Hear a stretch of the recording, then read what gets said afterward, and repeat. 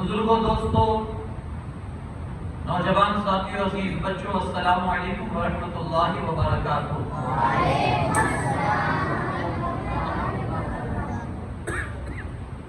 الحمدللہ رب العالمین والعاقبۃ للمتقین، والصلاة والسلام علی سید الانبیاء والمرسلین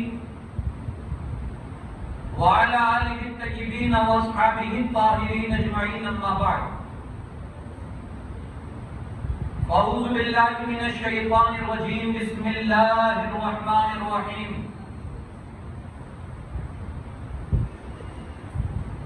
لقد كان لكم في رسول الله أسوة حسنة،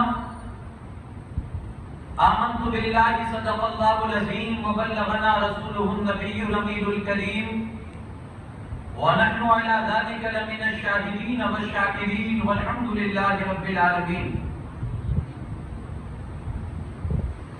آئیے سب سے پہلے انتہائی خلوصیت اور احترام کے ساتھ اپنی اور ساری کائنات کے مرکز حقیقت کونین کی زینت، آفتاب رسالت، ماہتاب نبوت، حضور احمد مجتبی محمد ارواحنا فدا صلی اللہ علیہ وسلم کی بارگاہ بے کس پناہ میں درود پاک کا ہدیہ پیش کر رہے ہیں۔ اللہم صلی علی سیدنا نبینا مولانا محمد کما تحب و ترضى بأن نصلی علیہ صلاۃ و سلام علیک یا رسول اللہ صلی اللہ تعالی علیہ وسلم۔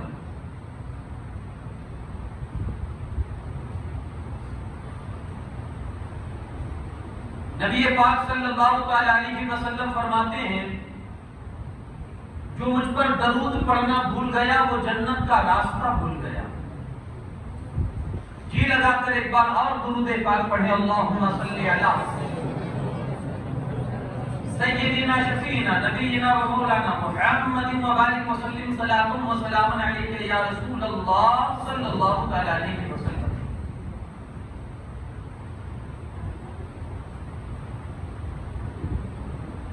جو ذکر سید خیر الانام کرتے ہیں،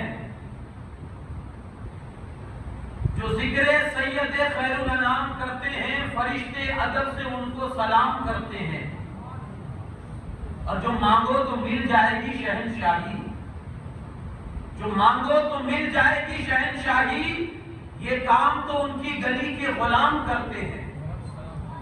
کبھی مکان تو کبھی لامکان خدا جانے، کبھی مکان تو کبھی لامکان خدا جانے، کہاں کہاں میرے آقا قیام کرتے ہیں۔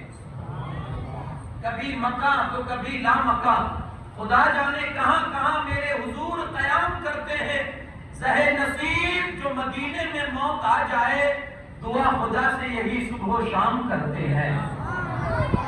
زہے نصیب جو مدینے میں موت آ جائے، دعا خدا سے یہی صبح و شام کرتے ہیں۔ ایک بار اور جی لگا کر درود پاک پڑھیں، اللہم صلی علی سیدنا شفیعنا نبینا مولانا محمد وبارک وسلم صلاۃ و سلام علیک یا رسول اللہ صلی اللہ علیہ وسلم۔ حضرات، کل کی گفتگو جو سیرت کا خاکہ میں نے آپ کے سامنے پیش کیا،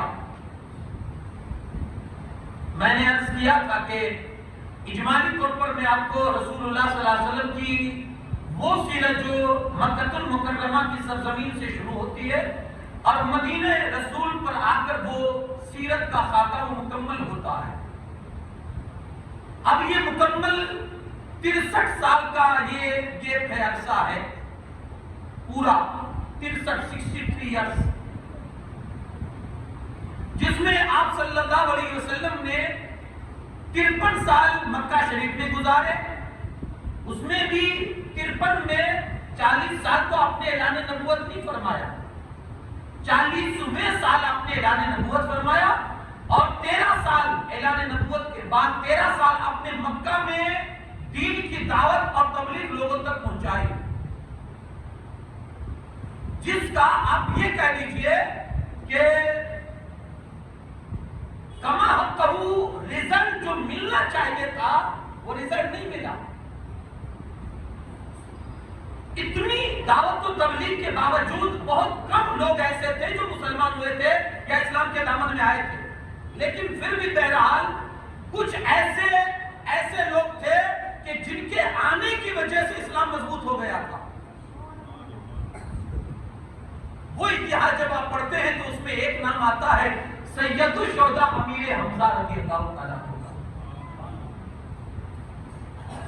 اور دوسرا نام یہ سن 5 جب آپ نے اعلان نبوت فرمایا اس کے 5ویں سال یا 5ویں سال یہ دونوں شخصیت، ایک حضرت امیر حمزہ اور دوسری شخصیت عمر فاروق اعظم، یہ دونوں شخصیت جب اسلام لے آتی ہے نا تو مکہ کی سرزمین پر اسلام کو ایک قوت عطا ہو گئی۔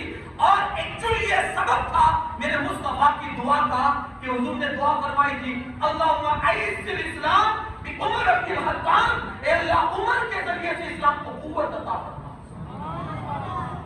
مسلمان ہوئے، ایک طاقت مل گئی، اس کے بعد کھلا لوگ عبادتیں کر رہے ہیں، دین کی دعوت دی جا رہی، کلمے پڑھے جا رہے ہیں، لوگوں کو بلایا جا رہا ہے، دین کی طرف دعوت دے کر بلایا جا رہا ہے۔ یہ بعد میں ہوا، لیکن پھر بھی 13 سال کا جو عرصہ گزرا حضور علیہ السلام کا مکہ شریف میں، 13 سال کا عرصہ وہ بڑا ڈیفیکلٹ تھا، بڑا مشکل عرصہ تھا۔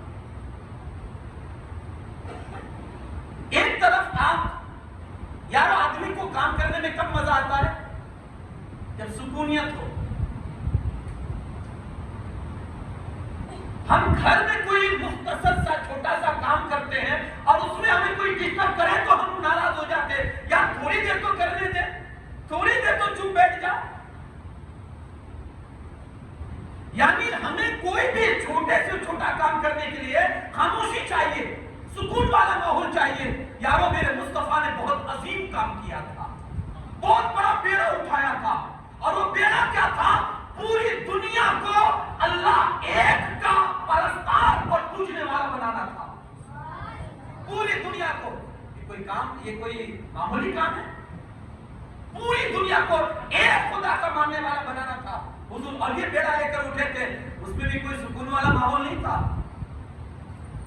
کبھی راستے میں نکلتے تو کانٹے پھینکے جاتے، کبھی چھوٹے چھوٹے بچے آتے گالیاں دیتے، کبھی پتھر پھینکتے تھے، کبھی جادوگر کہا جاتا تھا معاذ اللہ، کبھی مکہ کے حرم میں نماز پڑھتے تھے تو آ کر اونٹ کی اوجھڑی، گندی اوجھڑی کو مصطفیٰ کی پیٹھ مبارک پر لاد دیا جاتا تھا۔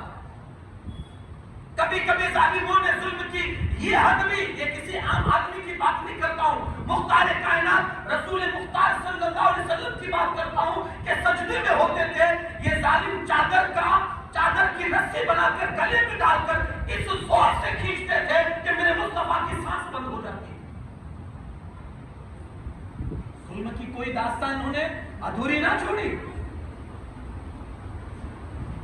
اب ایسے ماحول میں آپ دیکھیں گے میرے مصطفیٰ کریم صلی اللہ علیہ وسلم دین کی تبلیغ کر رہے ہیں، 13 سال مسلسل 13 سال اس خوفناک ماحول میں، آپ کہیے ظلم کے ماحول میں اور گالیوں کے ماحول میں، ستم کے ماحول میں اور پتھروں کے ماحول میں میرے مصطفیٰ صلی اللہ علیہ وسلم 13 سال گزارے۔ جب اس کے باوجود بھی کما حقہ آپ جیسا چاہتے تھے ایسا نہیں مانا تو پھر آپ نے مدینے کا رخ کیا، اور 10 سال پھر آپ نے مدینے پاک کے اندر بیٹھ کر تبلیغ کی۔ مکمل 63 سال آپ صلی اللہ علیہ وسلم کی یہ زندگی پاک ہے، جس میں 23 سال اعلان نبوت کے بعد 23 سال یہی اہم ہے، 23 سال 20 اور 3 یہی اہم ہے، کیونکہ 40 سال تک تو آپ نے کوئی چیز، آپ نے ایکٹیویٹی نہیں کی تھی، 40 سال کے بعد ہی اعلان نبوت فرمایا۔ اس کے بعد کے جو 23 سال ہے، 13 مکہ کے اور 10 مدینہ کے، یہ مسلمانوں کو یاد رکھنے کی ضرورت ہے، 13 سال۔ اب ہمارے نبی صلی اللہ علیہ وسلم، میں کل بھول گیا تھا آپ کی جنم تاریخ آپ کو بتانا، یہ میرے بچے بھی سنے، میرے نوجوان بھائی بھی سنے اور ہمارے بزرگ بھی سنے، یہ تاریخ ہمیشہ یاد رکھے جیسے ہم اپنے بچوں کی جنم تاریخ یاد رکھتے ہیں۔ میرے مصطفیٰ کریم صلی اللہ علیہ وسلم 12 ربیع الاول شریف کو پیدا ہوئے۔ اس وقت اگرچہ یہ رواج نہیں تھا، یہ تاریخ کا، مسلم تاریخ کا رواج نہیں تھا، لیکن حساب لگانے والوں نے حساب لگایا نا تو تاریخ 12 ربیع الاول ہی نکلتی تھی، 12 ربیع الاول کو پیدا ہوئے۔ انگریزی تاریخ کون سی تھی؟ عیسوی تاریخ تھی 20 اپریل 571 سن عیسوی، 571 سن عیسوی، 20 اپریل کی 20 تاریخ، چوتھے مہینے کی 20 تاریخ تھی 571 میں ہمارے مصطفیٰ کریم صلی اللہ علیہ وسلم اس خاکدانِ گیتی پر تشریف لائے اور دنیا کے اندھیروں کو ہمیشہ کے لیے دنیا سے نابود کر دیا۔ اور وصال کی تاریخ بھی ساتھ میں بتا دوں، 12 ربیع الاول شریف وصال کی تاریخ بھی یہی ہے۔ لیکن ایک چیز یاد رکھنا، ہم یوم وفات نہیں مناتے، ہم صبح بہارا مناتے ہیں۔ اور یہ جو ہمارے یہاں جو بوڑھیوں میں اور بوڑھے لوگوں میں جو یہ مشہور ہے نا 12ویں وفات، یہ بھول جانا، ہم وفات نہیں مناتے، ہم صبح بہارا مناتے ہیں، اپنے رسول کی ولادت کی تاریخ مناتے ہیں، یوم میلاد مناتے ہیں، یوم میلاد مناتے ہیں۔ تو یہ وصال کی تاریخ 12 ربیع الاول سن ہجری 11۔ اچھا، ہجری کب سے شروع ہوئی؟ میرے آقا صلی اللہ علیہ وسلم نے مکہ سے مدینہ کی طرف رخ کیا، ہجرت کی، وہاں سے ہجری تاریخ اسٹارٹ ہوتی ہے۔ تو 11 سال آپ مدینہ میں، 10 سال مدینہ میں رہے اور 11ویں سال آپ کا انتقال ہوا ربیع الاول شریف کے مہینے میں۔ تو 12 ربیع الاول شریف سن ہجری 11 اور 12 جون سن عیسوی 632، سن ہجری، سن عیسوی، انگریزی سن 632 یاد رکھنے گا۔ 12 جون ہمارے نبی صلی اللہ علیہ وسلم کی یہ وصال تاریخ ہے۔ یہ تاریخ میں اس لیے آپ کو بتا رہا ہوں کہ یہ یاد رہے تاکہ کوئی، کیونکہ آج اس چیز کا کریز زیادہ ہے، برتھ ڈے بنانے کا اور یہ تاریخیں یاد رکھنے کا کریز زیادہ ہے، تو جیسا ماحول ایسا ہی انسان کو لوگوں کے سامنے رہنا چاہیے۔ تو یہ تاریخ آپ یاد رکھیں گے، 20 اپریل 571 میں ہمارے نبی صلی اللہ علیہ وسلم تشریف لائے اور 12 جون 632 میں آپ صلی اللہ علیہ وسلم کا ظاہری وصال ہوا اس دنیا سے۔ اب آپ دیکھیں کہ میں نے عرض کیا تھا مکہ المکرمہ کی زندگی پاک آپ کی کہ اتنی دشواریوں کے ساتھ آپ نے وہ چیز لوگوں کے سامنے رکھی۔ بات کیا تھی؟ صرف میرے مصطفیٰ یہ کہتے تھے لوگوں جھوٹ نہ بولو، جھوٹ جرم ہے، سچ بولو۔ بات تو اتنی تھی نا، لوگوں اپنی بیٹیوں کو مت مارو، یہ مارنے کے لیے نہیں، یہ تو اللہ کی رحمت ہے۔ بات تو اتنی تھی نا، میرے مصطفیٰ کریم صلی اللہ علیہ وسلم، لوگوں یہ شراب نشہ ہے اور نشہ انسان کو بھٹکا دیتا ہے، بہکا دیتا ہے، اسے چھوڑو۔ بات تو یہی تھی نا۔ اور وہ لوگ اس چیز کو رد کرتے تھے، ہم یہ نہیں دیں گے، ہم جھوٹ بھی بولیں گے، ہم رشوت بھی لیں گے، ہم سود کا کاروبار بھی کریں گے، ہم اپنی بچیوں کو زمین میں زندہ دفنائیں گے بھی۔ یہ ساری چیزیں تھی، مصطفیٰ کریم اس چیز کو ختم کرنے کے لیے آئے تھے اور یہی آپ کی لڑائی۔ انہوں نے ہر چیز میں اپنا الگ خدا بنا لیا تھا۔ بارش مانگنی ہے تو الگ ہے، سفر پہ جانا ہے تو الگ ہے، اولاد مانگنی ہے تو الگ ہے، کسی کام کے اندر فال نکالنی ہے تو اس کے لیے الگ ہے، یعنی جتنی مرادیں اتنے۔ اب ایسی صورت میں میرے مصطفیٰ کریم صلی اللہ علیہ وسلم تشریف لاتے ہیں، ماحول کو پڑھتے ہیں اور پھر حضور علیہ السلام اعلان نبوت فرما کر دین کی دعوت دینا شروع کرتے ہیں۔ جب کل رب کی طرف سے حکم ہوتا ہے فَاسْتَعْ بِمَا تُؤْمَرْ حبیب، اب نکل پڑو۔ لیکن ابھی بھی آپ مکہ کی زندگی میں دیکھیں گے تلوار اٹھانے کی اجازت نہیں ہے زبان سے۔ حالات کیسے آپ پڑھیے تو صحیح، سامنے گالیاں دی جا رہی ہیں، پتھر برسائے جا رہے ہیں، جانثاروں کو مارا جا رہا ہے، جانثاروں کو چیرا جا رہا ہے، جانثاروں کو سولی چلایا جا رہا ہے، اور حکم کیا ہے؟ ادعو الی سبیل ربک بالحکمت والموعظہ، میں تم اچھے طریقے سے لوگوں کو دین میں بلاؤ۔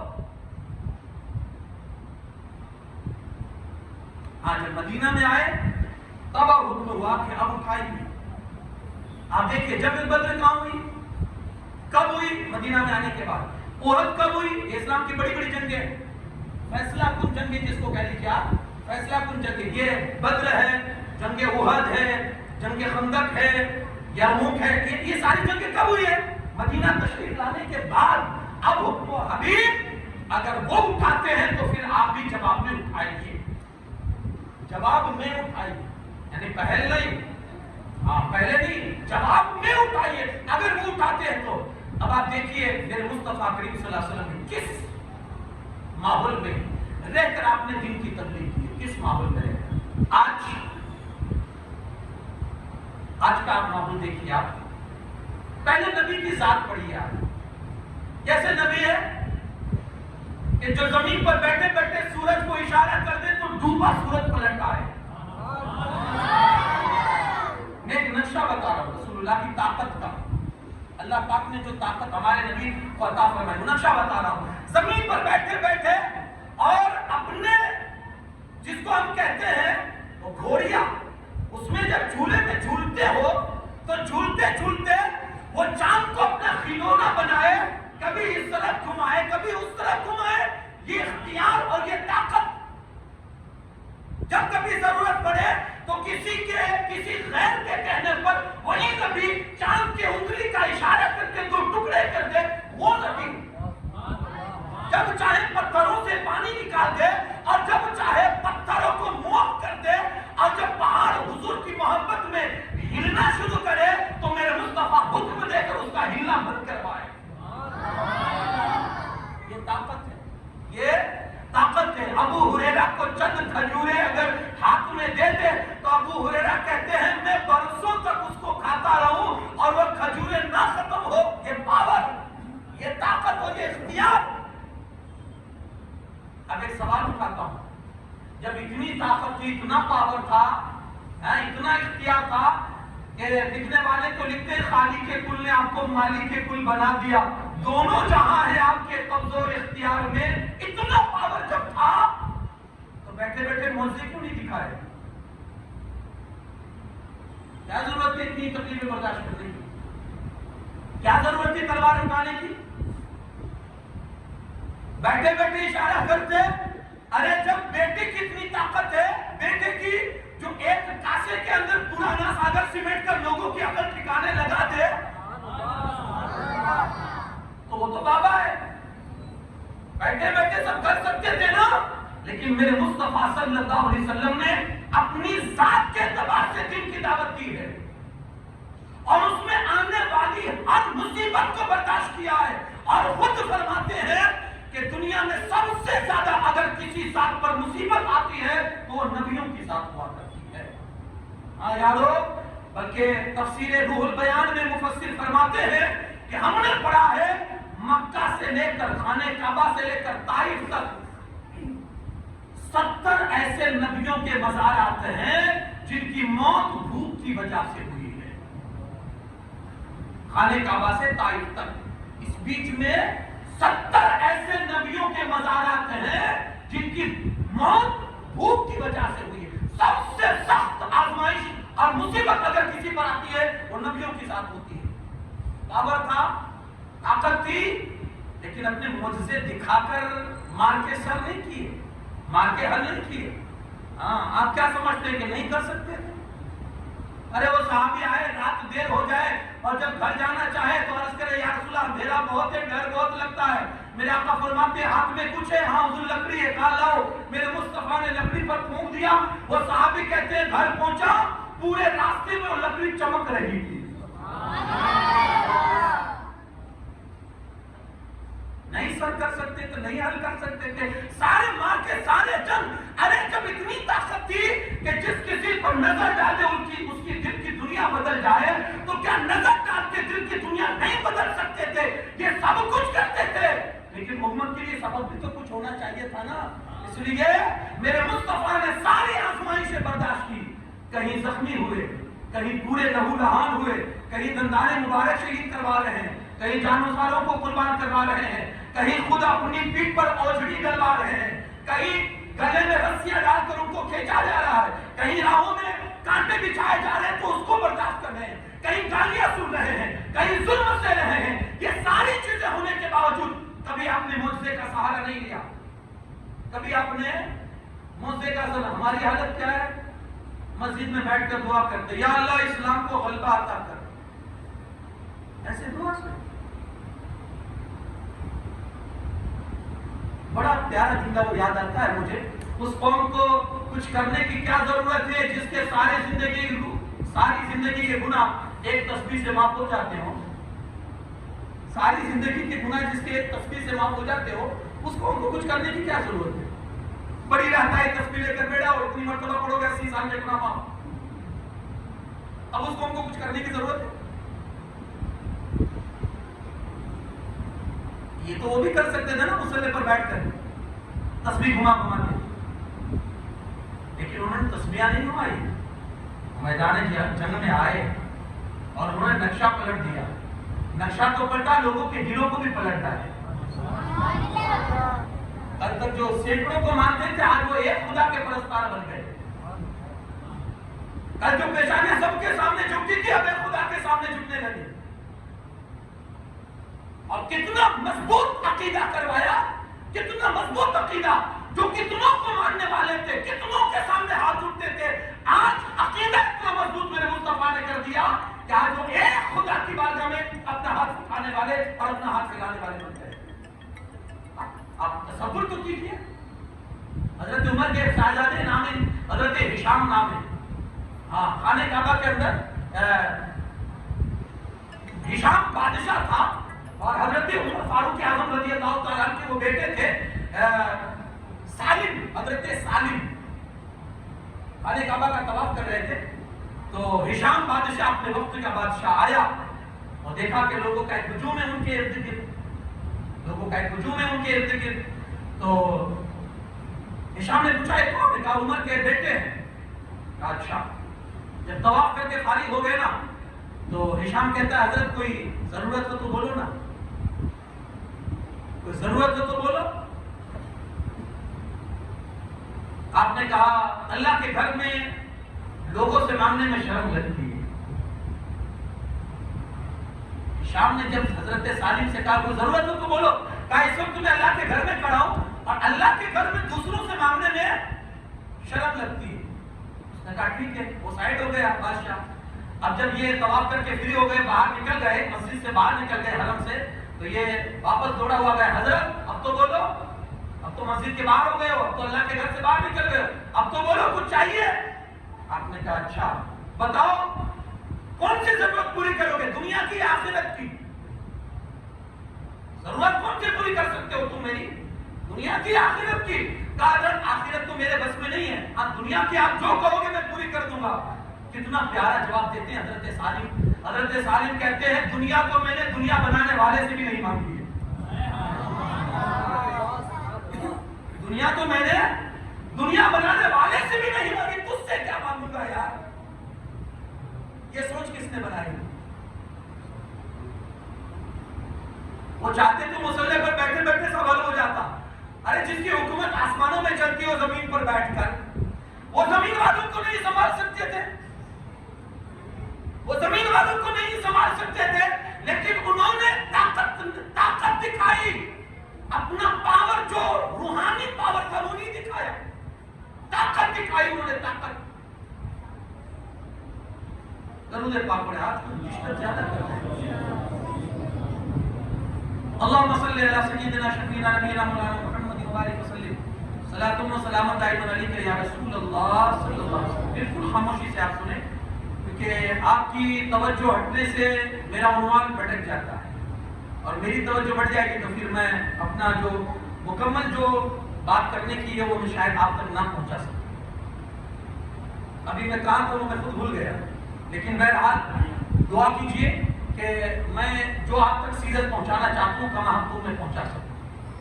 اور یہ بہت ضرورت ہے آج کے ماحول کے اعتبار سے کہ ہم جس رسول کے ماننے والے ہیں ان کی سیرت ہمارے پاس ہونی چاہیے کہ میرے مصطفیٰ صلی اللہ علیہ وسلم نے کس انداز سے زندگی گزاری۔ اللہ کے رسول صلی اللہ علیہ وسلم نے مکہ کی اس پرفتن وادیوں میں جس انداز سے میرے مصطفیٰ کریم صلی اللہ علیہ وسلم نے 53 سال گزارے ہیں، اب کیا ہو گیا جب آپ مایوس ہو گئے مکہ والوں سے کہ اب یہ لوگ نہیں ماننے والے ہیں، تو آپ نے کیا کیا جانتے ہیں؟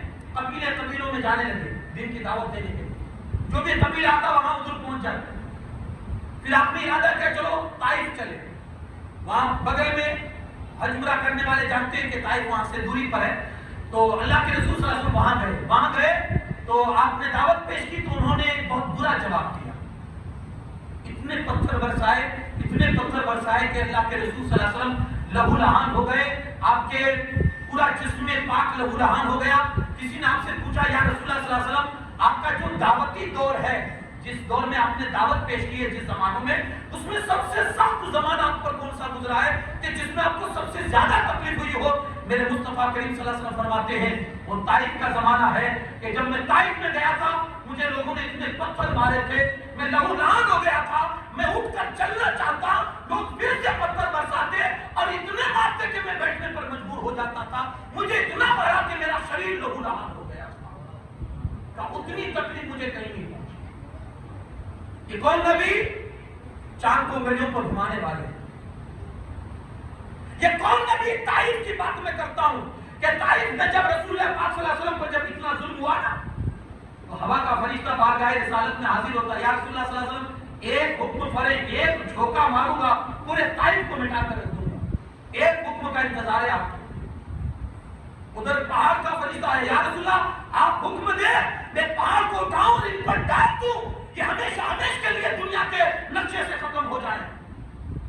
جب سارے فرشتے آئے نا، میرے مصطفیٰ کریم صلی اللہ علیہ وسلم فرماتے ہیں نہیں ان کو رہنے دو، یہ ابھی مجھے جانتے نہیں ہیں، میری آنکھیں دیکھتی ہیں، آج یہ انکار کر رہے ہیں، کل ان کی نسلوں میں ایسے ہوں گے جو میرا نام لینے والے پیدا ہوں گے۔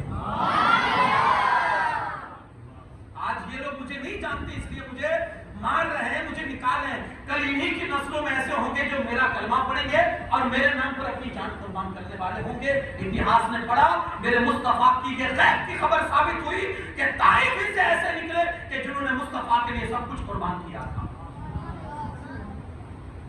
اب قبیلے میں جا رہے ہیں، اب ہوا ایسا کہ اب ان کی طرف سے شدت بڑھ گئی، مکہ والوں کی طرف سے، یہ تو کسی اعتبار سے بھی ماننے کے لیے تیار نہیں، اتنا ان پر جتنا ظلم کیا جا رہا ہے ان کا حوصلہ اور بڑھ رہا، جتنا ان کو مارتے ہیں ان کی طاقت اور بڑھ رہی ہے۔ تو رسول پاک صلی اللہ علیہ وسلم نے پہلا حکم حبشہ کی طرف ہجرت کر دیا تھا، پھر میرے مصطفیٰ صلی اللہ علیہ وسلم نے دوسرا حکم دیا مدینہ کی طرف ہجرت کرنے کا کہ سارے مسلمان اب مدینہ کی طرف ہجرت کر جائیں، چونکہ مدینہ میں آپ کی ایک پناہ گاہ بن چکی تھی۔ قبیلے جو آتے تھے مکہ میں حج وغیرہ کرنے کے لیے تو اس میں کافی لوگ مدینہ کے مسلمان ہو چکے تھے۔ اللہ اچھا یہ بھی بات یاد رکھے کہ مدینہ والوں نے حضور کو بلایا کیوں اور آپ کے مددگار کیوں بنے، یہ بھی چیز یاد رکھنے کی۔ مدینہ میں جو قوم تھی وہاں دو قبیلے بہت بڑے تھے، ایک اوس اور دوسرا خزرج۔ اوس و خزرج یہ دو قبیلے یہ بت پرستی کرنے والے تھے، بت پرستی۔ اچھا مدینے کے جو ارد گرد ایریا ہے وہاں سارے یہودی آباد تھے۔ اچھا یہ یہودی بھی کیوں آباد تھے؟ کیونکہ انہوں نے پڑھ رکھا تھا کہ ایک زمانہ آئے گا جس میں آخری نبی آئیں گے اور ان کی آخری آرام گاہ مدینہ ہی بنے گا۔ اچھا وہ بلیک میل بھی کرتے تھے، وہ دھمکیاں بھی دیتے تھے، ڈراتے بھی تھے۔ کن کو؟ مدینہ میں جو مشرک، جو بت پرستی کرنے والی جو قوم تھی اوس و خزرج، بہت بڑی قوم تھی، ان کو دھمکیاں دیتے تھے۔ دھمکیاں کیا دیتے تھے؟ اس سے پہلے کا جو اتہاس تھا، نبی بنی اسرائیل میں آئے، اس سے پہلے نبی بنی اسرائیل میں زیادہ تر آئے، تو یہ لوگ یہودی کیا کہتے تھے؟ دیکھو آخری نبی میں ہمارے اندر آنے والے، اگر کچھ بھی ہمارے ساتھ تم زیادتی کرو گے اور ہمارے ساتھ اگر پنگا لو گے تو وہ نبی ہمارے اندر آنے والے ہیں تو ہم ان سے تمہاری بد دعا کروا دیں گے، یہ دھمکیاں دیتے۔ آج بھی کچھ لوگ ہیں ایسے عہدے کا ناجائز فائدہ اٹھاتے ہیں۔ اب یہ یہودی لوگ جو ہے نا وہ بد دعا دیتے تھے، اور جو مدینہ کے اندر تھے اوس و خزرج یہ بیچارے ڈر کے رہتے تھے کہ یار یہ تو بات سچی ہے کہ ان لوگوں کے اندر ہی آنے والے نبی کہیں ہمارے لیے بد دعا نہ کر دو، ہم بھی ختم ہو جائے دنیا سے۔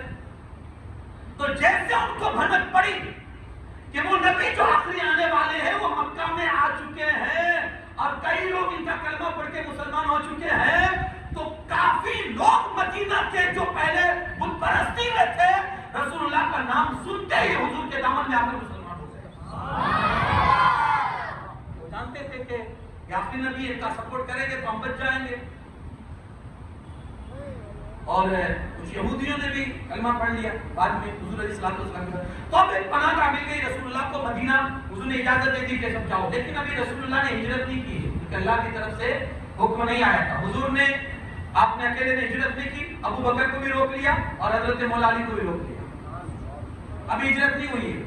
اب مکہ والوں نے دیکھا کہ یار یہ تو مدینہ جا رہے ہیں سب, کوئی چھپ کے جا رہا ہے, کوئی کلم کلا جا رہا ہے, کوئی بغیر بتائے پتہ نہیں کس راستے سے چلا جا رہا ہے. اگر ایسے ہی یہ لوگ جاتے رہے اور مدینہ میں جا کر انہوں نے اچھی خاصی فوج جمع کر لی تو پھر یہ تو ہم پر حملہ کریں گے, تو ان کو روکو جانے سے. اب جب سب چلے گئے کہا رسول اللہ تو یہی نا, ایسا کرتے ان کا کام تمام کرتے تھے تاکہ ان کی طاقت ہی ٹوٹ جائے معاذ اللہ. تو ان کے لیے انہوں نے پلاننگ اور ایک سازش اور ایک میٹنگ, سازشی میٹنگ رکھی, اور ایسی بڑی میٹنگ رکھی انہوں نے کہ جس میں مکہ کا کوئی ایسا ہوشیار عقل مند آدمی نہیں تھا جس نے اس میٹنگ میں حاضری نہ دی. میٹنگ کس بات پر تھی؟ رسول اللہ کو کس طرح سے معاذ اللہ ختم کیا جائے. میٹنگ اس بات پر تھی. اب میٹنگ ہوئی تو جب شروع ہونے لگی نا تو ایک بوڑھا انسان انسانی روپ میں تھا, وہ شیطان, وہ آیا. لوگوں نے پوچھا بھائی آپ کون؟ کہا میں شیخ نجد ہوں اور آپ لوگوں کی کچھ مدد کرنے آیا ہوں اس مشورے کے اندر. ٹھیک ہے بیٹھ جاؤ.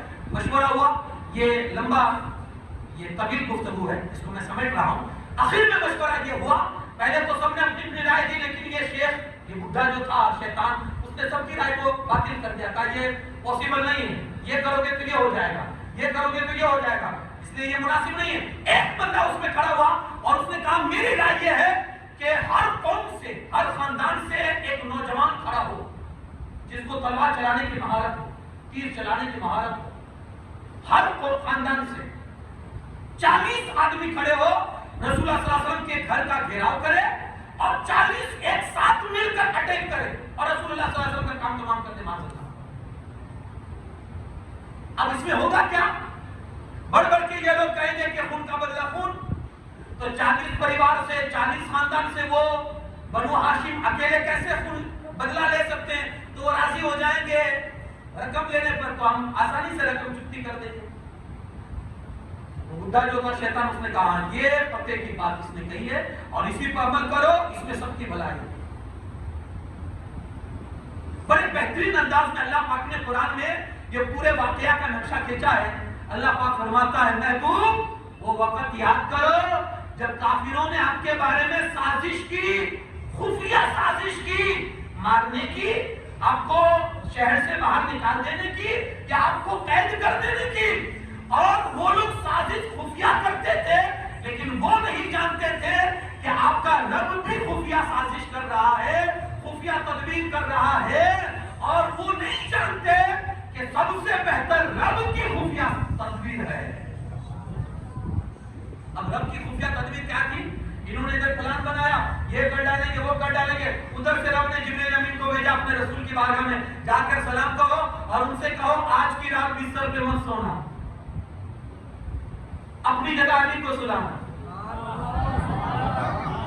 اپنی جگہ علی کو سنانا. کوئی جا کر مولا علی سے پوچھے یہ آپ کے نصیب و مقدر میں کہاں آتا ہے اور کیسے آ گیا, تو وہ کہیں گے نصیب والے ہی یہ حصہ پایا کرتے ہیں. آج کی رات نہیں سوئیں گے. اللہ کے رسول صلی اللہ علیہ وسلم نے مولا کائنات کو بلایا, علی یہ لو, یہ امانتیں ہیں. مکہ والے اگرچہ رسول اللہ کو مانتے نہیں تھے لیکن امین مانتے تھے, امانت دار, اس لیے ساری امانتیں رسول اللہ کے پاس آ کر جمع کرواتے تھے.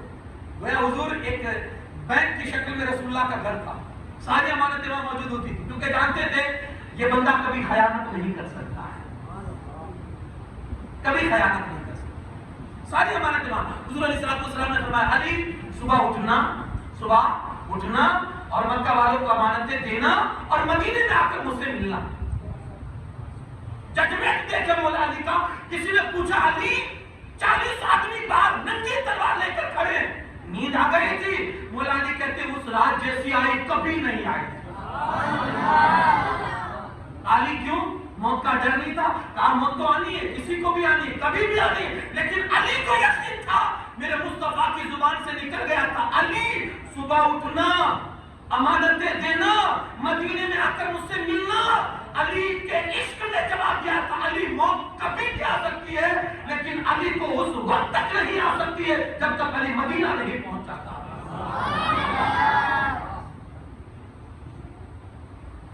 یہ یقین بھی ہونا چاہیے کہ کوئی اس طرح سے سو جائے۔ آج رسول اللہ کا وہ جو بستر تھا نا، وہ کانٹوں کا پورا بچھونا تھا، لیکن مولا علی پھولوں کی سیج سمجھ کر سوئے تھے، پھولوں کی سیج سمجھ کر۔ اب آپ اللہ کے رسول صلی اللہ علیہ وسلم جب کافروں نے چاروں طرف سے گھر کا گھیراؤ کر لیا، 40 بندے تھے، ننگی تلواریں تھی، مولا علی بھی اندر گھر میں اور رسول پاک دونوں ہی ہیں، دونوں ذاتیں تنہا، دونوں ذاتیں۔ اللہ کے رسول صلی اللہ علیہ وسلم نے دیکھا کافی لوگ آ چکے ہیں، گھیراؤ کر چکے، تو مولا علی عرض کرتے ہیں یا رسول اللہ کیا ہوگا؟ فرمایا گھبراؤ نہیں، اللہ ہمارا مددگار ہے۔ اللہ کے رسول صلی اللہ علیہ وسلم نے کچھ مٹی اٹھائی اور سورہ یاسین کی ابتدائی آیتیں، شروعات کی آیتیں پڑھتے ہوئے حضور باہر نکلے، سارے لوگ کھڑے ہیں، میرے آقا نے ان پر ریت پھینکی ایسے اور ان کے بیچ میں سے نکل گئے۔ کچھ دیر ہوئی، ایک بندہ آیا جو ان لوگوں میں نہیں تھا، آ کر پوچھتا ہے کیوں کھڑے ہو؟ یہ ننگی تلوار ہے، ارادہ نیک نہیں لگتا ہے، کس لیے کھڑے ہو؟ کہا آج ان کا کام تمام کرنا ہے۔ کہا کس کا؟ کہا رسول اللہ محمد کا صلی اللہ علیہ وسلم۔ کہا وہ تو ابھی تمہارے بیچ سے نکلے، کہا ابھی تمہارے بیچ سے۔ کہا کیسی بات کرتے ہو؟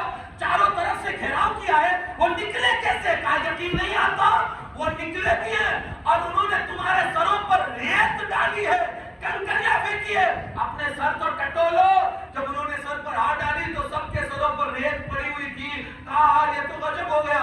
اندر گئے تو دیکھا کہ اندر تو کوئی سویا ہوا ہے، چادر اوڑھ کے سویا۔ کہا کیسی بات کرتے ہو، وہ تو سوئے ہوئے ہیں۔ کہا وہ ہو ہی نہیں سکتے، میری نظروں نے دیکھا ہے کہ وہ یہاں سے گئے ہیں۔ جا کر جب چادر ہٹا کر دیکھتے ہیں تو مولا کائنات سوئے ہوئے تھے۔ غضب ہو گیا، کہاں گئے؟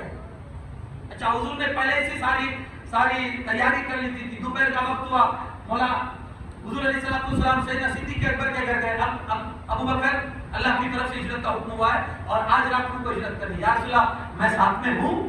حضور فرماتے ہیں ہاں تم ساتھ میں ہو۔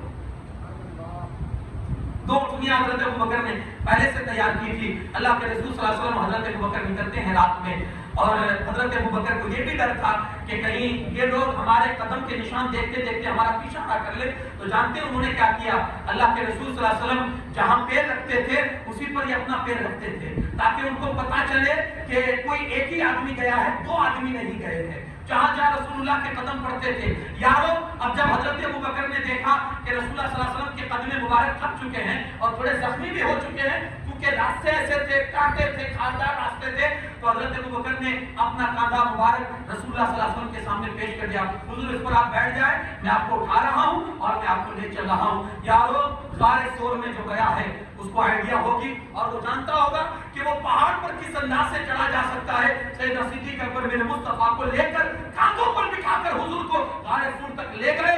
3 دن تک غار ثور میں آپ رہے۔ ایک وقت ایسا بھی آیا ظالم غار ثور کے دہانے پر پہنچ چکے تھے، لیکن یادو جب کہتے ہیں نا جسے خدا رکھے اسے کون، وہ جب کسی کا محافظ بنتا ہے تو دنیا کی کوئی طاقت اس کا کچھ بگاڑ نہیں سکتی ہے، اور وہ جب مارنے پر آتا ہے تو دنیا کی کوئی طاقت اسے بچا نہیں سکتی ہے۔ وہ بڑے سے بڑے نمرود کو بھی ایک مچھر جیسی حقیقی سے بھی وہ مروا دیتا ہے،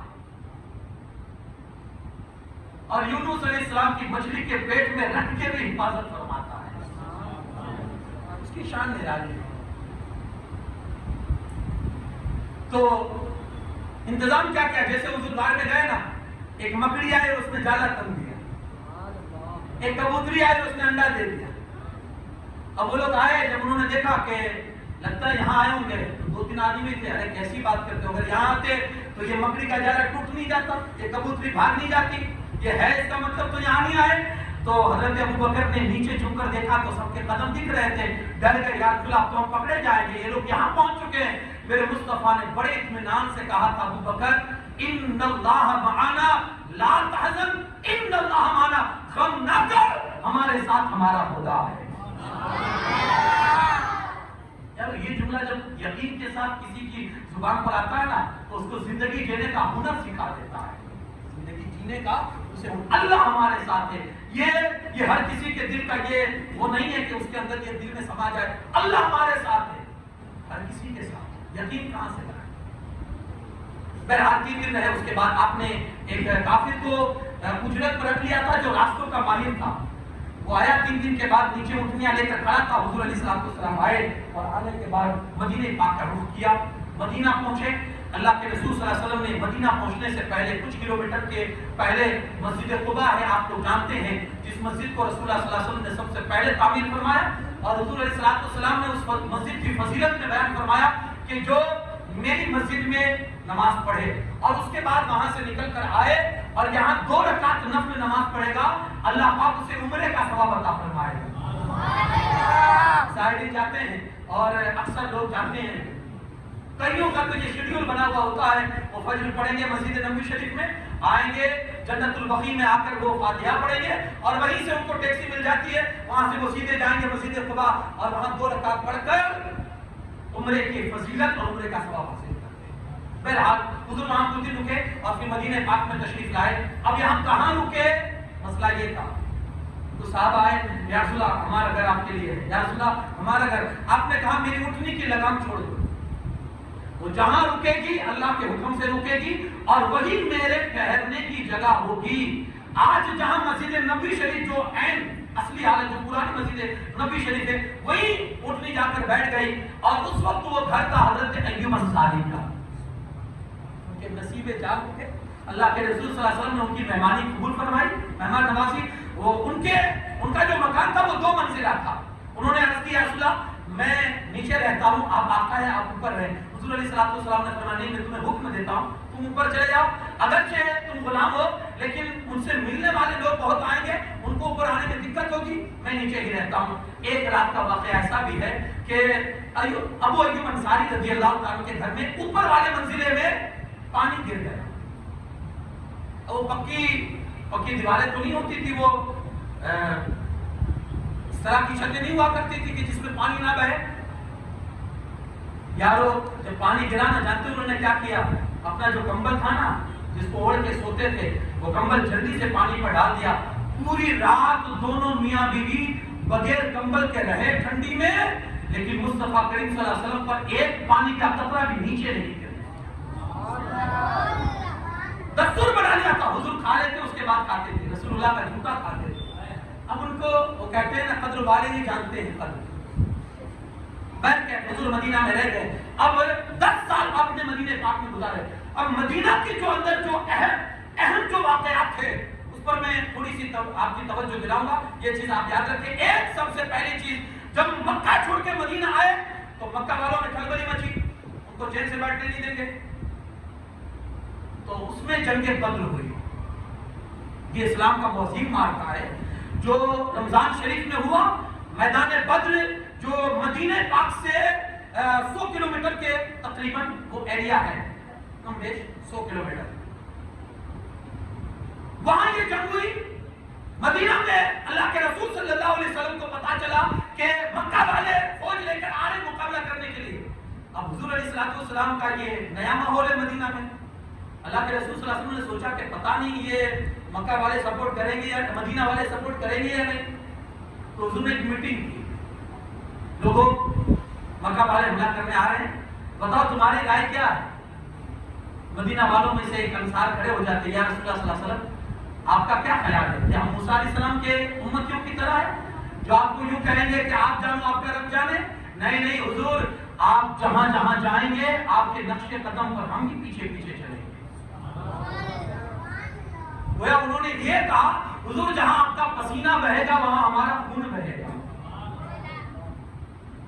پھر بھی رسول اللہ صلی اللہ علیہ وسلم ابھی مطمئن نہیں تھے کہ پتہ نہیں یہ ساتھ دے یا نہ دے. حضور علیہ السلام نے پوچھا کہ میں یہ چاہتا ہوں مدینہ سے باہر نکل کر حملہ کیا جائے، مدینہ سے باہر نکل کر حملہ کیا جائے. تو ابھی حضور کچھ سوچ وچار میں تھے. ایک انصاری صحابی کھڑے ہو جاتے، یا رسول اللہ صلی اللہ علیہ وسلم آپ کیا سوچتے ہیں؟ آپ کا رخ ہماری طرف ہے نا کہ ہم آپ کا ساتھ دیں گے یا نہیں؟ خدا کی قسم ہمارے جسم میں یہ جو جان ہے نا وہ جب تک ہے ہم آپ کے جسم پر آنچ بھی نہیں آنے دیں گے. اللہ کے رسول صلی اللہ علیہ وسلم کو جب اطمینان ہو گیا کہ مدینہ والوں کا سپورٹ فل سپورٹ ہے تو میرے مصطفیٰ کریم صلی اللہ علیہ وسلم نے حکم دیا چلو اب نکلو یارو، رمضان کا مبارک مہینہ ہے، صحابہ روزے کی حالت میں ہیں اور ان کا روزہ بھی کیسا تھا، ملا تو کھا لیا، نہ ملا تو بھوکے ہی روزہ رکھ لیا۔ یہ سچویشن تھی مدینہ کی اس وقت میں، کیونکہ غریبی بہت تھی اس وقت میں۔ اب ایسے ماحول میں حکم ہو رہا ہے کہ جاؤ لڑنے کے لیے، نکل پڑو، رمضان کا مہینہ ہے۔ نکلے ہیں، بدر کے میدان میں پہنچے ہیں نا، 313 ایسے، اس میں بھی ایک ایک سواری پر 2-2 3-3 آدمی بیٹھتے ہیں، باری باری بیٹھتے ہیں، کسی کے پاس ہتھیار ہے کسی کے پاس نہیں ہے، اور یہ جنگ کرنے نکلے ہیں۔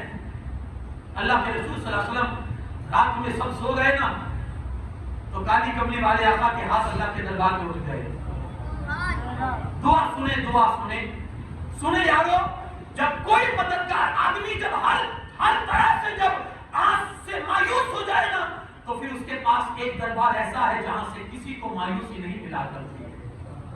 حضور کی دعا سنیں، میرے آقا دعا کرتے ہیں، یا اللہ یہ اتنے لوگ ہیں تیرا نام لینے والے، اگر یہ آج مٹ گئے تو زمین پر کوئی تیرا نام لینے والا نہیں بچے گا۔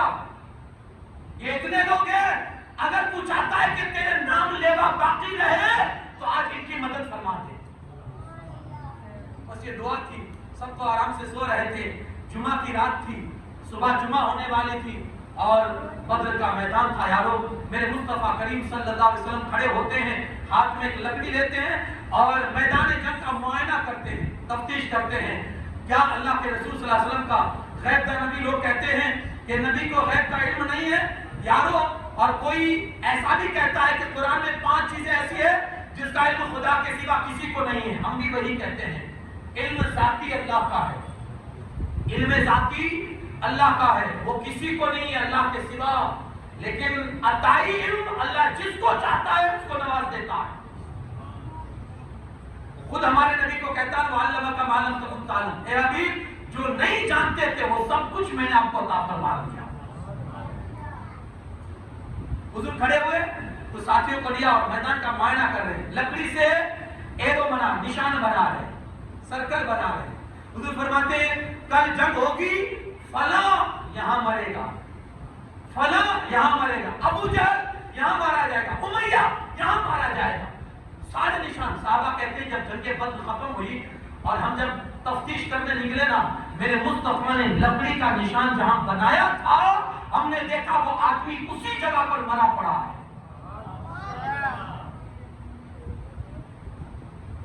یہ نقشہ بھی مطلب آپ دیکھیں کہ غیب کی خبریں بتا رہے ہیں۔ اچھا وہ نبی چاہتے تو پورے بدر کا ماحول نہیں بدل سکتے تھے، لیکن انہوں نے اللہ کی مدد اور سہارا مانگا۔ اے اللہ تو ہی حقیقی مدد کرنے والا ہے، آج ہم تیری مدد کے محتاج ہیں، آج ہمیں مدد عطا فرما۔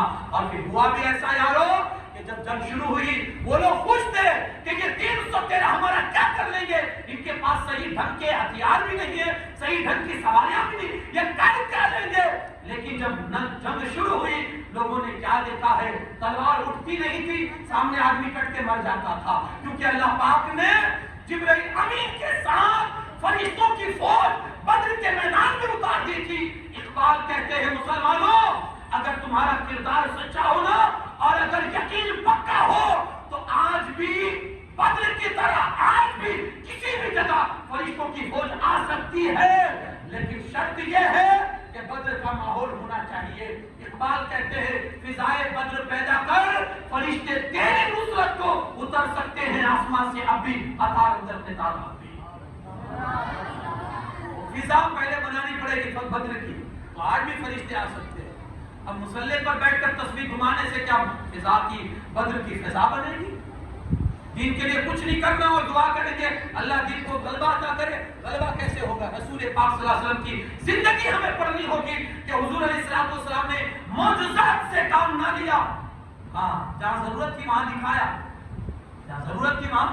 یہ بات یہ بھی صحیح ہے کہ حضور کے معجزات دیکھ کر بھی لوگ مسلمان ہوئے ہیں، چاند کا معجزہ دیکھ کر کئی لوگ مسلمان ہوئے، ہرنی نے آ کر سجدہ کیا کئی لوگ مسلمان ہوئے، درختوں کو اشارہ کر کے وہ زندہ درخت کو اشارہ کیا اکھڑ کر رسول اللہ کے قدموں پر آ گیا، کئی لوگوں نے کلمہ پڑھا ہے، یہ الگ لیکن میرے مصطفیٰ صلی اللہ علیہ وسلم نے معجزات دکھا کر لڑائیوں کو سر نہیں کیا ہے، لڑائیوں کو حل نہیں کیا ہے. وہ تو خود میدان میں اترے ہیں اور کبھی کبھی زخمی بھی ہوئے. بہت پڑھیے آپ جنگیں اور رمضان مبارک شہید ہوئے. تو یہ جو اسلام کا عظیم معرکہ سب سے پہلا ہجرت کے بعد کا جو واقعہ تھا وہ جنگ بدر تھا. 2 ہجری میں جنگ بدر ہوئی ہے. 313 مسلمان تھے اور اس میں اللہ نے مسلمانوں کو ایسی فتح عطا فرمائی، ایسی کامیابی عطا فرمائی کہ ان کی ساری طاقتوں کو مٹی میں ملا دیا. سارا غرور ختم ہو گیا ان کا، سارا غرور ختم. اب آپ دیکھیں کہ وہاں ایک چیز یہ بھی پڑھنے ملتی ہے میدان بدر میں. اللہ کے رسول صلی اللہ علیہ وسلم ابھی جنگ کی تیاری ہو رہی تھی. 2 مجاہد آئے حضور علیہ السلام کے صحابہ. کہاں سے آ رہے یا رسول اللہ؟ راستے میں آ رہے تھے، انہوں نے پکڑ لیا ہم اور ہم سے پوچھا کہ رسول اللہ صلی اللہ علیہ وسلم کے ساتھ لڑنے جا رہے ہو نا؟ ہم نے کہا نہیں. کہا وعدہ کرو کہ نہیں لڑو گے. تو ہم نے وعدہ کر لیا ہے. اللہ کے رسول صلی اللہ علیہ وسلم فرماتے سب سے باہر نکل جاؤ، لڑنے والی سب سے باہر نکل جاؤ. تم لڑائی نہیں کر سکتے ہو کیونکہ تم کافروں کے ساتھ وعدہ کر کے آئے ہو اور میں محمد کسی کے بھی وعدے کو توڑ نہیں سکتا. یارو جب 313 ہو، مجاہدین کی ضرورت ہو، لڑنے والوں کی ضرورت ہو، سپاہیوں کی ضرورت ہو، سامنے 1000 کا لشکر ہے، وہاں ایسے موقع پر جو اپنی اس اخلاق کا ثبوت پیش کر رہا ہو تو یارو دنیا پھر کیوں مجبور نہ ہو جائے کہ اس کا کلمہ پڑھنے کا. نکال دیا دونوں صحابی کو، کہا تم چلے جاؤ کیونکہ تم نے وعدہ کیا ہے. وعدہ کسی کے بھی ساتھ ہو اسلام پورا کرنے کا حکم دیتا ہے. کسی کے بھی ساتھ وعدہ خلاف اسلام میں ہے ہی نہیں. یہ جو بدر کی جنگ ہوئی اس کے بعد سے ان کی تھوڑی طاقت ٹوٹی ان لوگوں کی، مکہ والوں کی. لیکن ابھی خاموش نہیں بیٹھے. اب وہ دھیرے دھیرے، کیونکہ ان کے کئی سردار اس میں مارے گئے. ابو جہل مارا گیا، امیہ مارا گیا. تو اب جو ان کے خاندان والے تھے، ان کے جو اولاد تھے، یہ انتقام کی ہڑس میں تھے کہ ہمیں انتقام لینا ہے چاہے کچھ بھی ہو جائے. تو انہوں نے کتنے مہینے اور سال تک انہوں نے فوج جمع، اور جب فوج تیار ہو گئی نا تو پھر انتقام لینے کے لیے پھر انہوں نے بعد احد کے اندر پھر انہوں نے پھر سے وہ جنگ لے کر ایک دستہ لے کر وہ فوج لے کر آئے. پھر احد کی جنگ ہوئی. تو احد کی جنگ کے اندر بھی آپ دیکھیں گے کہ پہلے تو مسلمانوں کا غلبہ رہا، لیکن پھر تھوڑی سی چوک کی وجہ سے وہ چوک کیا ہو گئی کہ ایک مسلمانوں کا تھوڑا سا دستہ تھا، تھوڑی ٹولی تھی، اس کو رسول اللہ صلی اللہ علیہ وسلم نے پہاڑ کے کنارے پر کھڑا کر دیا کہ تم یہاں کھڑے رہنا، جب تک میرا حکم نہ مل جائے یہاں سے ہٹنا نہیں. اب جب مسلمان جیتنے لگے اور سارے مکہ والے بھاگنے لگے تو یہ مسلمانوں کو یقین ہو گیا کہ اب جیت گئے تو انہوں نے جگہ چھوڑ دی. اب رسول اللہ کی جب حکم کی نافرمانی ہوئی نا تو آپ دیکھیں کہ ادھر پیچھے خالد ابن ولید وہ نشانہ باندھ کے ہی کھڑے تھے. ابھی وہ مسلمان نہیں ہوئے تھے خالد ابن ولید، اور ان کو تجربہ تھا لڑائیوں کا. وہ نشانہ باندھ کے کھڑے تھے. جیسے یہاں سے مسلمان ہٹے حضور کے کھڑے کرنے کی جگہ سے جیسے ہٹے، خالد بن ولید نے پیچھے سے حملہ کر دیا. ایسا حملہ کیا مسلمانوں کے ہوش اڑ گئے. اس میں مسلمانوں کو کافی نقصان بھی ہوا اور پھر اس کے بعد کسی طرح سے لوگ بچے اور معاملہ رفع دفع ہوا. اللہ کے رسول صلی اللہ علیہ وسلم کا کچھ صحابہ آ گئے، بلکہ میدان احد میں یہ بھی مشہور ہو چکا تھا کہ اللہ کے رسول صلی اللہ علیہ وسلم معاذ اللہ شہید کر دیے جا چکے ہیں. کتنوں کی ہمتیں ٹوٹ گئی تھی، لیکن اس میں جو جذباتی صحابہ تھے جس میں مولا کائنات علی شیر خدا بھی تھے، لوگوں کو جب سرد پڑتے ہوئے دیکھا، سست پڑتے ہوئے دیکھا تو آپ نے کہا یہ سستی کیسی ہے؟ تو لوگوں نے کہا جس کے لیے لڑتے تھے اب وہ شہید ہو چکے ہیں تو اب کس کے لیے لڑے؟ مولا علی نے کہا جب وہ شہید ہو چکے ہیں تو اب جی کے کیا کرو گے؟ اب جی کے کیا کرو گے؟ جس کے لیے جی رہے تھے، جس کے لیے مر رہے تھے، اب تو وہی نہیں ہے تو اب جی کر کیا کرو گے؟ مولا علی کے اس جملے نے لوگوں میں جوش پیدا کر دیا. لوگ کون پڑے اور پھر ایسا وار کیا کہ وہ مجبور ہو گئے اور ان کو میدان چھوڑ کے پھر جانا تھا. بہرحال نتیجہ کن یہ جنگ نہیں ہوئی اور وہ پھر گئے. ان کا بھی کافی نقصان ہوا، مسلمانوں کا بھی کافی نقصان ہوا. جو سب سے بڑا نقصان ہوا مسلمانوں کا وہ یہ کہ اسی جنگ میں سید الشہداء امیر حمزہ رضی اللہ تعالیٰ عنہ کے ساتھ آپ کی شہادت ہو گئی. حضور علیہ السلام کے چہیتے چچا تھے اور حضور بڑی گہری محبت فرمایا کرتے تھے حضرت امیر حمزہ رضی اللہ تعالیٰ عنہ. اس کے بعد آپ دیکھیں گے کہ کئی جنگیں بھی ہوئی. آخری اللہ کے رسول صلی اللہ علیہ وسلم نے یہ طویل واقعہ ہے کہ 10 سال جو آپ کے مدینے پاک میں گزرے وہ کیسے گزرے ہیں. کئی جنگیں ہوئی, جنگ خندق بھی ہوئی ہے, یرموک بھی ہوئی ہے, مطاع, یہ ساری جنگیں اس کے بعد ہوئی ہے. لیکن آخری جب آپ نے اسی میں فتح مکہ بھی ہوا, جب 10,000 کی فوج لے کر آپ مکہ پر حملہ کرتے ہیں اور مکہ والوں کے ہوش اڑ جاتے ہیں کہ اب تو ہم بچیں گے ہی نہیں. بہرحال جس مکہ کی وادیوں سے رسول اللہ کو نکالا تھا نا, آج فاتحانہ شان سے اور کامیابی کے ساتھ رسول اللہ کو اللہ پاک مدینے میں داخلہ فرما رہا ہے. جہاں سے حضور کو نکالا گیا تھا آج شان سے جا رہے ہیں. لیکن میرے مصطفیٰ کریم صلی اللہ علیہ وسلم کے اخلاق دیکھیے, جنہوں نے گالیاں دی تھی, جنہوں نے راہوں میں کانٹے بچھائے تھے, جنہوں نے آپ کو زخمی کیا تھا, جنہوں نے آپ کی بیٹی کو زخمی کیا تھا, جنہوں نے آپ کے گھر پر پتھر برسائے تھے, جنہوں نے کسی راہ آپ کو چین کا سانس نہیں لینے دیا تھا, آج وہ سارے لوگ گردنیں جھکا کے کھڑے ہیں. پتہ نہیں کیا ہوگا. آپ کو پوچھا, لوگوں میرے بارے میں کیا سوچتے ہو, میں کیا کروں گا تمہارے ساتھ, تو سب کی زبان پر ایک ہی تھا, آپ کریم ابن کریم ہو, کریم ابن کریم ہو, بھلائی کے سوا آپ سے ہم کوئی امید نہیں رکھتے ہیں. تو میرے آقا فرماتے جاؤ, میں نے تم سب کے سب کو آزاد کر دیا. کیا وہ معاف کرنے کی باتیں کرنا ڈائزوں سے, اسٹیجوں سے, منچوں سے بڑی آسان بات ہے, لیکن وہ معاملہ جب اپنے ساتھ ہونا تو یارو آج لوگ مرد کر بھی نہیں بھولتے ہیں. بیٹے سے کہتے بیٹا اس کو یاد رکھنا تیرے باپ کو اس نے بہت ستایا. ہاں, بڑا مشکل ہے اپنے قاتل کو معاف کرنا اور اپنے ظالم کو معاف کرنا. لیکن یہ کردار اگر کہیں آپ کو نظر آئے گا تو مصطفیٰ کریم کی سیرت میں نظر آئے گا. یارو کیسا کردار ہے, اب دنیا مجبور ہے ان کا اتہاس پڑھ کے اور ان کی تاریخ پڑھ کر ان کو ماننے پر کہ اگر اخلاق کی بہترین مثال دنیا میں اگر کہیں مل سکتی ہے وہ ذات مصطفیٰ میں ملتی ہے. ایک حدیث پاک نے لوگوں کو مجبور کر دیا. جانتے ہو کون سی حدیث ہے؟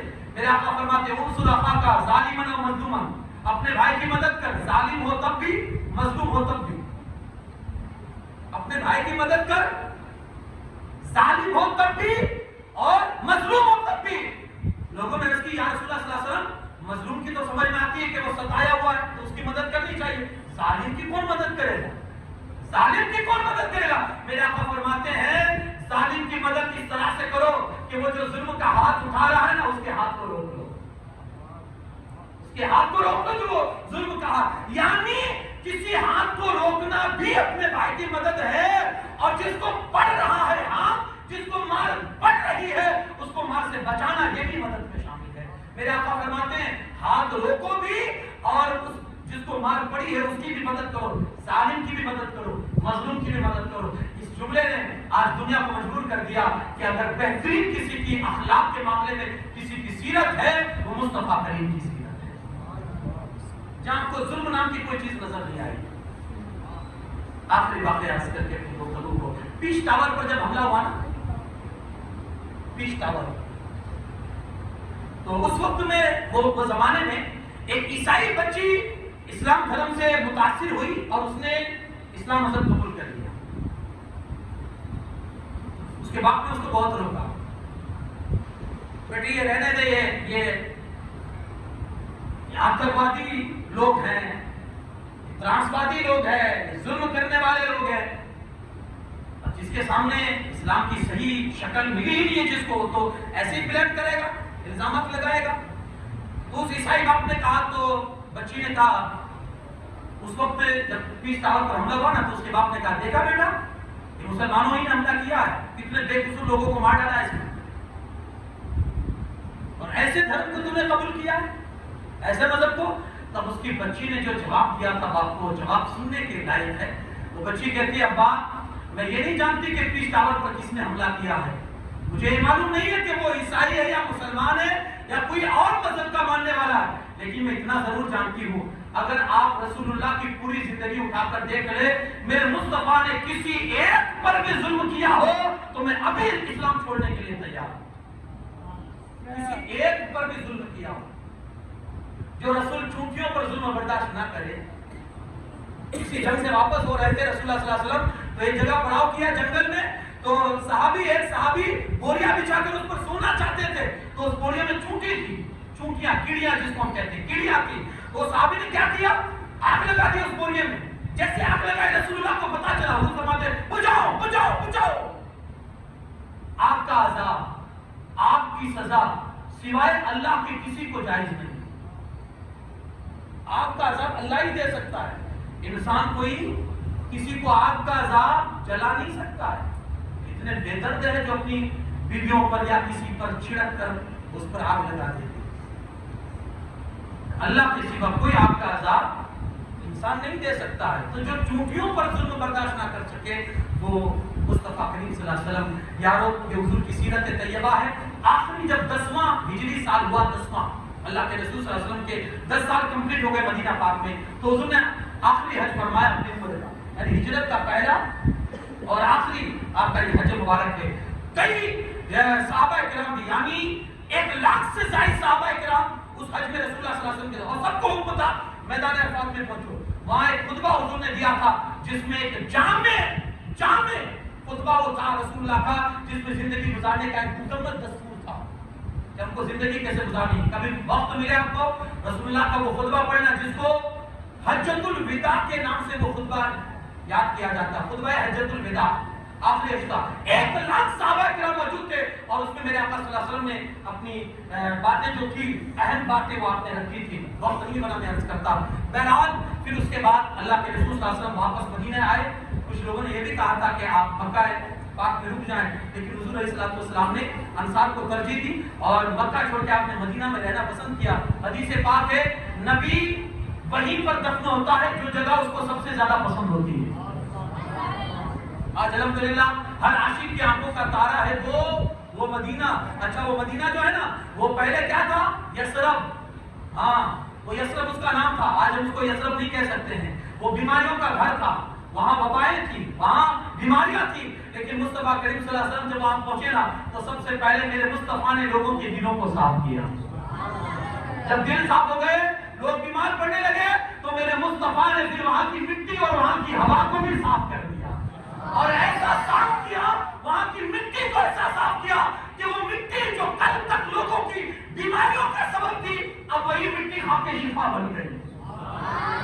استاد زمان کہتے ہیں ملائک لگاتے ہیں آنکھوں میں اپنی شب و روز کھا کے مزار مدینہ. اب وہ مٹی عاشقوں کی آنکھوں کا سرما بن گئی. بہرحال مدینہ پاک میں آئے اور 12 ربیع الاول شریف کو اور 12 جون 632 ہجری میں آپ کا وصال مبارک ہوا. یہ نبی پاک صلی اللہ علیہ وسلم کا مختصر سا خاکہ تھا جو میں نے آپ کو. شوقین حضرات جو ہوں گے جنہیں سچی عقیدت ہوگی وہ پھر سے نبی پاک صلی اللہ علیہ وسلم کی سیرت کو پڑھ کر, میں نوجوانوں سے کہوں گا آپ پڑھیے. حضور علیہ السلام کی سیرت پڑھیں گے ایمان کا جذبہ پیدا ہوگا. صحابہ کی قربانیاں پڑھیں گے ایمان میں جوش آئے گا اور ایمان پر قائم رہنے کا آپ کے اندر حوصلہ پیدا ہوگا. بہت پرفتن دور ہے یارو. حضور علیہ السلام نے جو فرمایا تھا نا کہ ایک وقت وہ آئے گا ایمان پر سلامت رہنا ایسے ہوگا جیسے ہتھیلی کے اندر آگ کا انگارہ رکھنا. آپ کو ہتھیلی میں کتنی دیر برداشت کرو گے؟ ایک وقت وہ آئے گا لوگ ایمان کو بھی اتنا ہی رکھیں گے, صبح مومن ہوں گے, شام ہوتے ہوتے اسلام سے باہر. وہ وقت میں ہم جی رہے ہیں, آج کوشش کریں ایمان پر کیسے سلامت رہیں اور ایمان کیسے بچائیں. یہ اگر صحیح معنوں میں آپ کو بچانے کی اگر فکر ہونا, میں آپ کو ایک میسج دوں گا, صحابہ کی زندگی پڑھو, انشاءاللہ ایمان پر استقامت آ جائے گی.